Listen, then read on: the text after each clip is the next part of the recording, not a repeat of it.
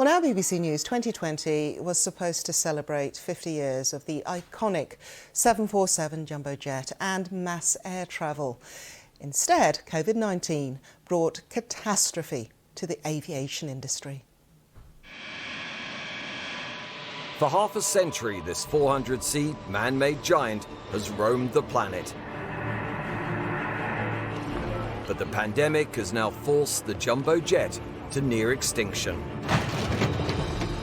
This is the biggest crisis the airline industry has ever faced. And as they think about their very survival, the jumbo jet is just not part of that future. 50 years ago, the 747 opened up the world. Now COVID-19 is closing much of it down.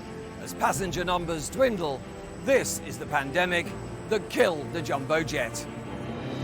As airlines shed thousands of jobs, the 747 goes from flagship to scrapyard. I've just delivered you to end your life, and that's a really sad thing for a pilot. I apologised to one once, I'm really sorry. We just use the machine and actually chew the aircraft up, and it gets sold on for scrap metal. I'm on a voyage to witness the last days of the jumbo jet and trace the pioneers that half a century ago put this giant in the sky. The first giant 747 is presented to the world. People thought that an airplane this big just wouldn't fly. Symbol of power, beast of burden, and she's carried over 5 billion of us across the planet. Now, as Boeing ends production, it's with a heavy heart that we take this aircraft on its last flight. COVID-19 has written the final chapter.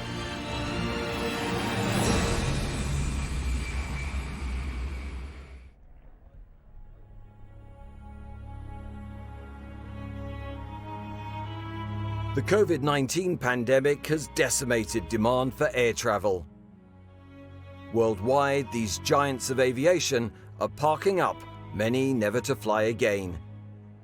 British Airways is scrapping its entire fleet of 31 747s. KLM, Virgin and Qantas also saying goodbye. COVID had a devastating impact on the aviation industry. We are not anticipating seeing particularly long-haul passenger demand return out to 2024, 25. There isn't enough demand to justify the use of a very large aircraft. Loyal operators of the 747 imagined their 747s having another few years before they went into a gracious, graceful retirement. Instead, they just had to stop them. That's it. Sydney, and a big farewell as the last Qantas 747 jumbo jet departs Australia for the breakers yard. On this bittersweet day, as we all suffer through this COVID crisis, on behalf of Australian people all over the country, many of whom have flown with you, Godspeed. On board, it's a 14-hour flight to its final resting place in America's Mojave Desert. Airlines around the world have had massive farewells to their 747s, but once the last champagne has been sipped, this is where it ends. These remote desert boneyards are where planes come to die. Analysts say COVID-19 has left world airlines with over 4,000 surplus aircraft. The oldest and largest are most vulnerable. Requesting descent to 13,000. From high above, Owen Zoop and the Qantas crew spot their 747's final resting place. Mojave is known for the place where aircraft go to die, and yet we arrived with this vital, living, breathing aeroplane. And so here you were taking this thing with a soul into a place where very nearby there were aircraft that had met their final end. Everyone took a turn at doing something, be it shutting down an engine or a switch or whatever, so that we all participated in putting her to bed.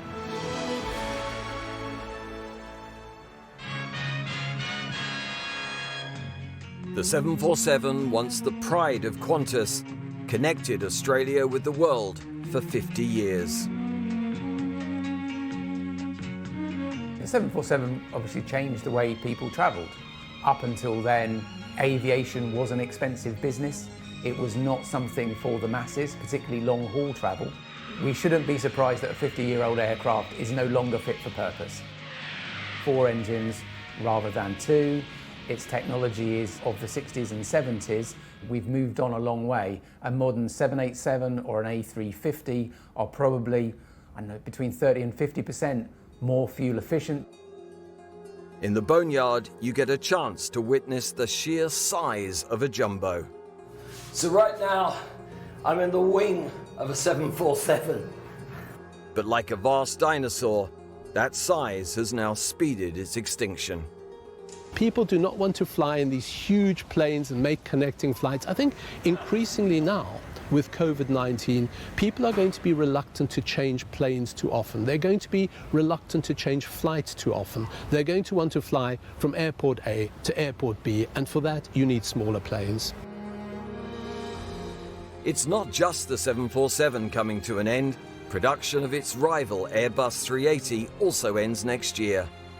On a cold winter day last January, Airbus unveiled this mighty double-decker for Japan's All Nippon Airways.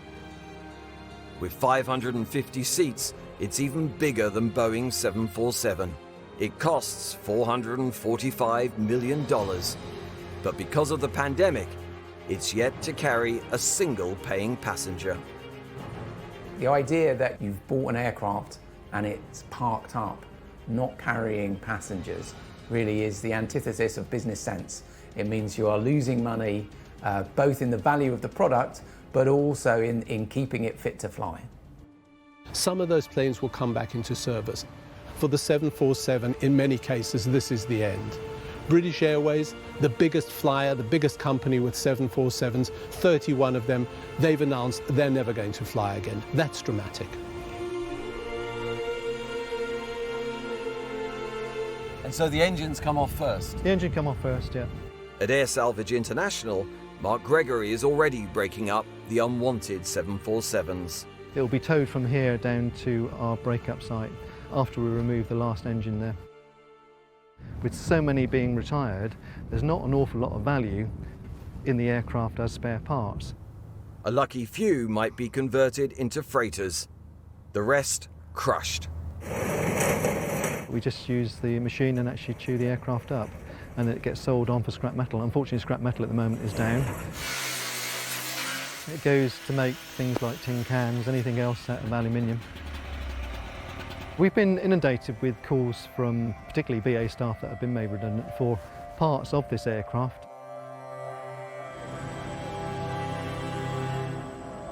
Back at London Heathrow, this 25-year-old 747 is about to make its very last journey. How's it feel saying goodbye?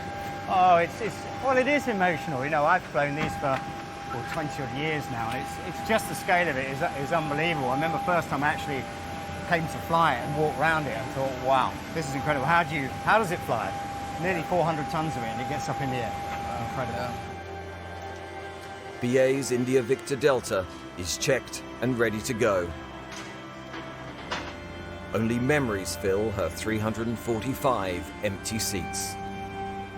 How's it going to be flying this off on its last flight? That's a really sad thing for a pilot, to see airplanes that they could still fly. Well, I personally find it quite emotional that you land it and you taxi in and then you shut it down. And I remember I apologised to one once. It was like, you know, I'm really sorry. I've just delivered you to end your life, as it were. This has been an absolute part of British Airways history for 50 years. The modern aircraft are more fuel efficient, so it makes sense on those thinner routes at the moment to fly those modern aircraft. With 50 million miles on the clock, India Victor Delta leaves Heathrow for the last time. It's been a pleasure and a privilege on behalf of all pilots and crew to fly this aircraft. It's with a heavy heart that we take this aircraft on its last flight. Thank you very much.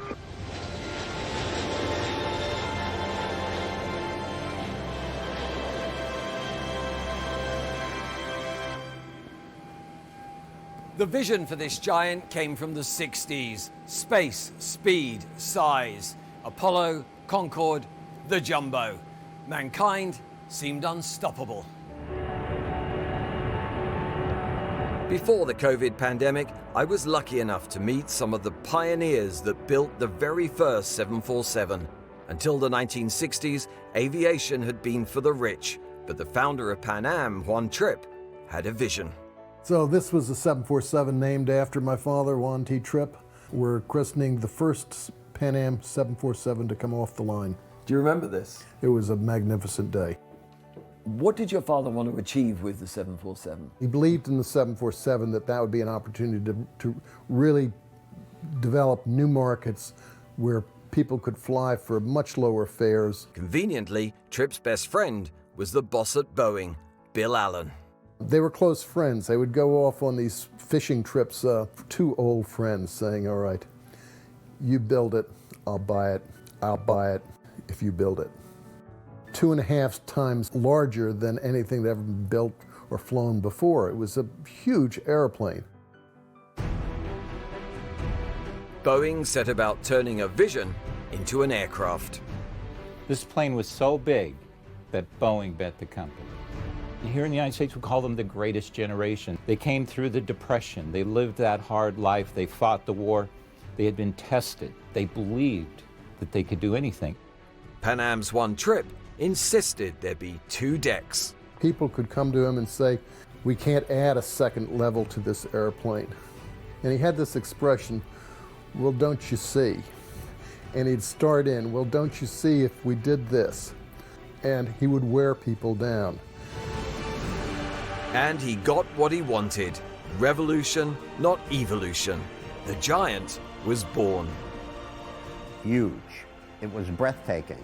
We stepped into the plant, and in front of us was this monstrous 747. Can't repeat what everybody says when they first take a look at this airplane. It was a massive wake-up call.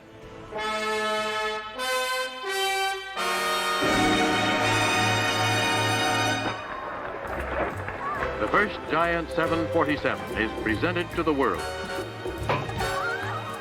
Dad was thrilled when the 747 was an actual reality. A world launch, but few knew it still couldn't fly. Today, that very first 747 rests at Seattle's Museum of Flight. So these represented people for the weight. Barry Latter worked on board as a test engineer. Carrying 350 people around the sky, you didn't want to put one in the ground. Everything was duplicated for safety. There are still people that say it's not going to fly. And quite literally, that the airplane's not going to get off the ground. And going forward to that first flight, Bill Allen says to our chief test pilot, he says, the company's riding on this, and so don't screw it up. And he's like, gee, thanks, Mr. Allen. The brakes were released, and the airplane started to roll down the runway. Lots of spray. We saw it disappear almost into a spray. It was tense for everybody because you really needed to know, will this thing fly? I was involved with the power plant systems, and we had a lot of concerns there relative to whether the engine would stay lit. Everything looks very normal on the right side. Being so big, it looked slow. When it came back to land, we looked at it, and I think all of us had the feeling, my God, what kind of speed is he flying at?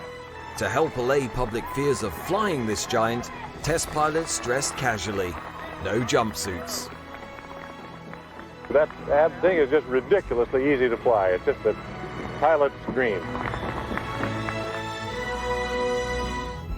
It's hard to imagine, but when this was first rolled out, there was a fear that she'd end up more Cinderella than Queen of the Skies. Rotate.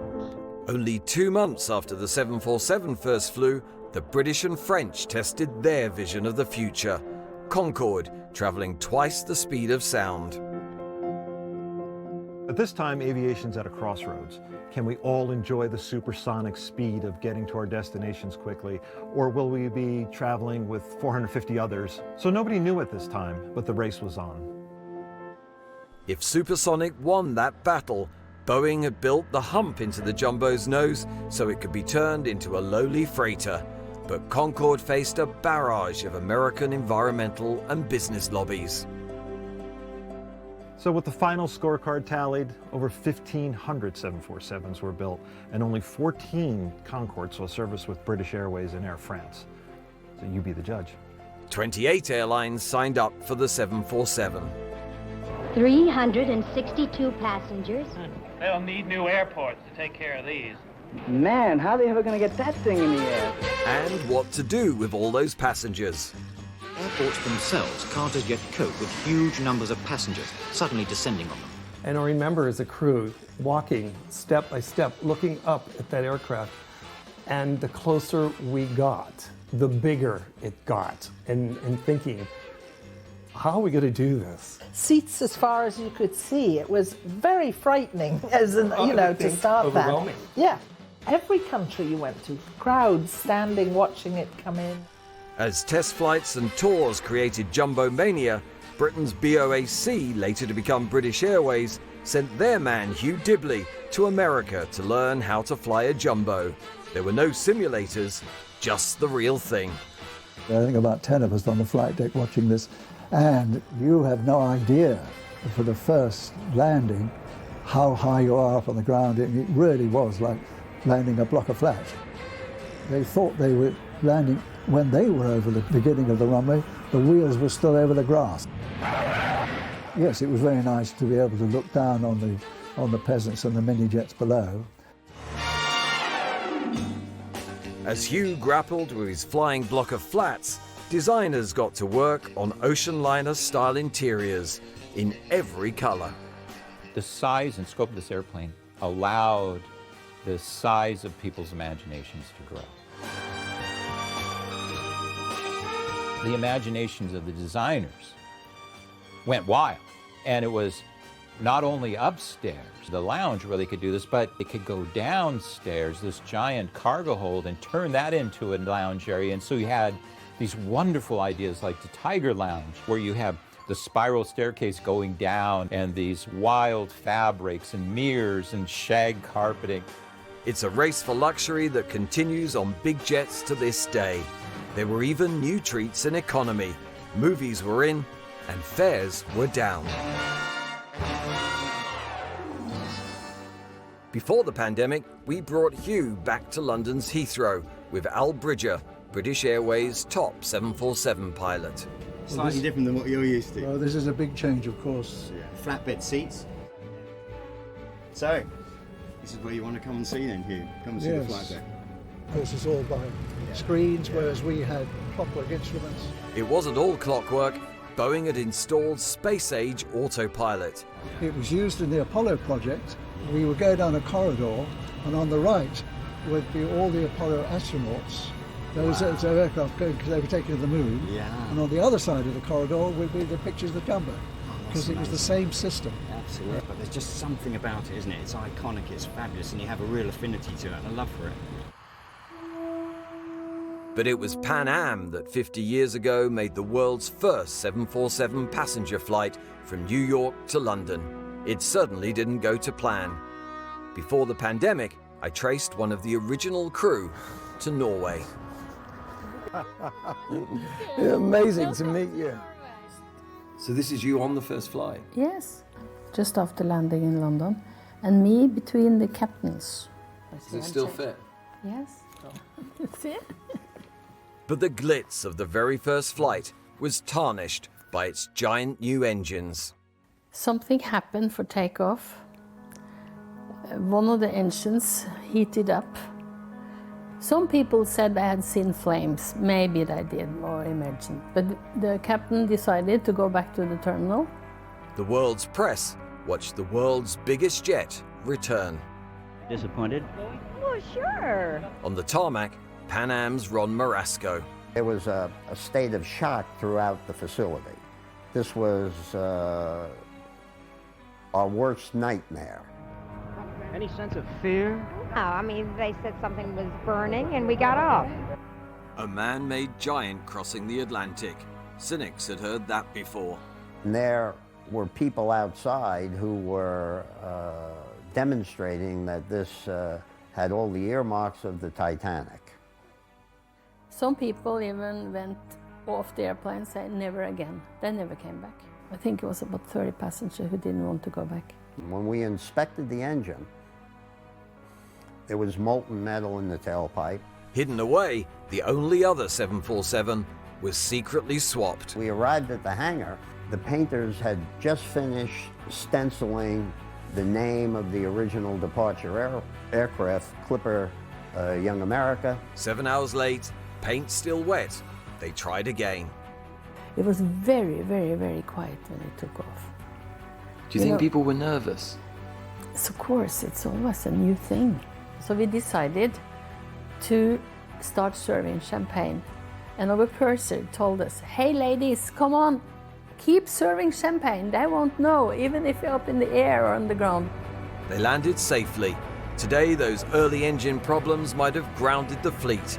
Back then, the size of the 747 made better headlines than its glitches. Those became footnotes, frankly.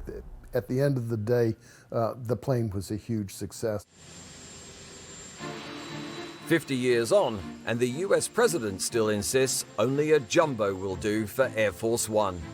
Costing nearly $4 billion, Boeing's very last two passenger 747s will replace this 30-year-old one. If you're the President of the United States, you want to have the biggest and the baddest airplane on the block. This is it.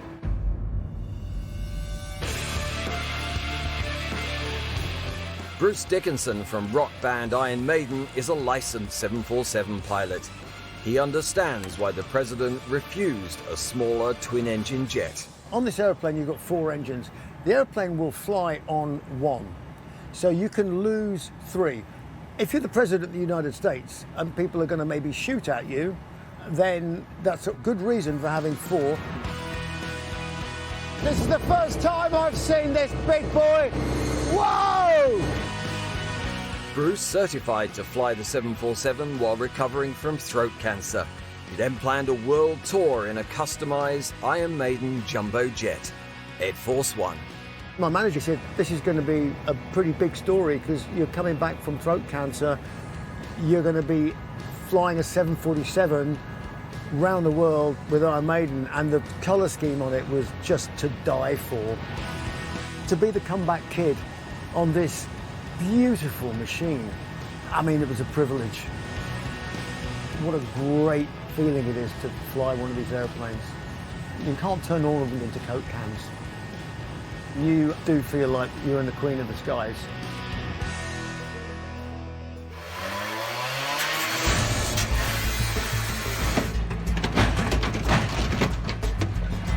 So what can you do with a 400-ton retired aircraft?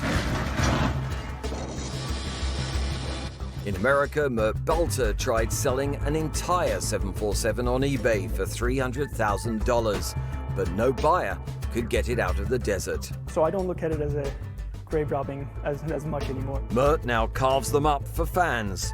Your very own pilot seat or an entire 747 nose. It's a bittersweet feeling. You see something ending, but you see the start of a new life. Our next step is to turn some of this beautiful engineering into offices and living spaces, and you'll be able to literally live inside a piece of aviation history.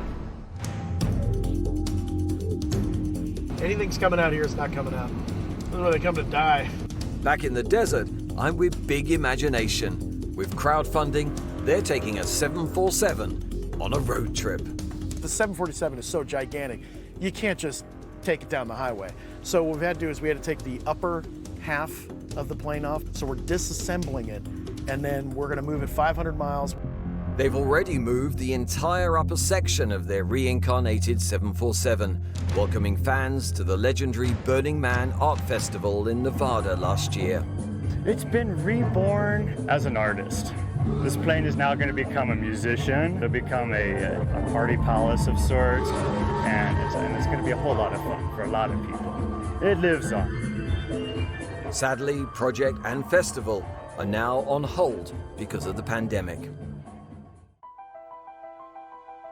Over in Amsterdam, a lucky retired KLM 747 has been stripped down, repainted, and repositioned as a visitor center on the history of aviation. An epic story the 747 has starred in for 50 years. Double-decker aircraft, who'd have believed it? And you can see, my grandkids in years to come that I'll be saying, well, I flew a double-decker aircraft, because they won't believe it with all the modern aircraft that are single deck, so incredible. The 747, born alongside Concorde and Apollo, its long voyage finally brought to rest by the pandemic of 2020. Oh, I think one heart aches, and one thinks back to the days that we had such great times, and it allowed so many people to fly all over the world. I'm gonna miss you, girl. It was the queen of the sky, but it also was the mother of everything that followed it. I still feel like a pioneer. She was a classy, elegant lady. Everything looks very normal on the right. What this wonderful machine did, I just feel like home in here. When we pause and look up at the sky and see the 747, we can say, when we're at our best, that's what we can achieve.